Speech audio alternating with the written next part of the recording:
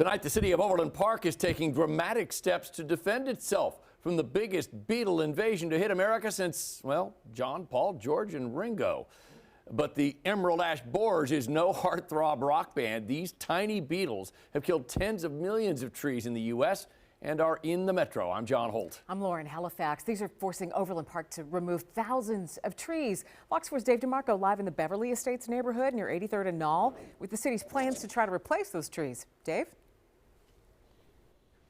John and Lauren, you mentioned these beetles are tiny. Well, they're actually smaller than the size of a penny here, but they're causing big problems for all of these trees here now marked for removal. Since at least 2014, the Emerald Ash Borer has been killing ash trees in Overland Park, including the one along the street in front of Jamie Drakey's home in the Beverly Estates neighborhood. Probably for the last decade, it's been dying.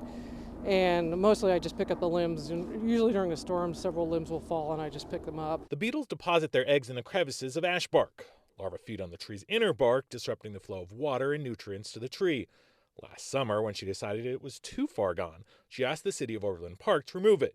She wasn't alone. We got to a spot about a year or two ago where we really couldn't keep up with the requests. After removing 3,000 ash trees at a rate of 500 per year and 11,000 more to go, the city decided it had to come up with a plan. Now we're looking at it more comprehensively and a little bit more forwardly, and how can we really take out all the trees that we know are going to end up dying in a neighborhood. It started with the removal of Drakey's tree today and 2,400 more planned throughout 12 of the hardest hit neighborhoods. When you start to see the trees deteriorate, they drop branches, they drop sticks, and then ultimately you can have damage in a storm. They can fall on cars and people and things like that. So it's not only an aesthetic issue, it's a safety issue as well. Well, I'm going to miss the shade, but they'll plant new. The city plans to remove the trees throughout the month of June and then start the one-for-one replacement in the fall.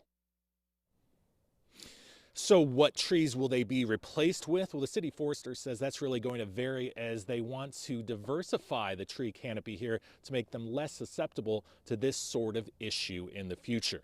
Now you can see if your tree is on the list on our website, fox4kc.com. But Lauren, to point out, these are just the trees that are right along the street and sidewalk here, not anything that might, say, be in your backyard.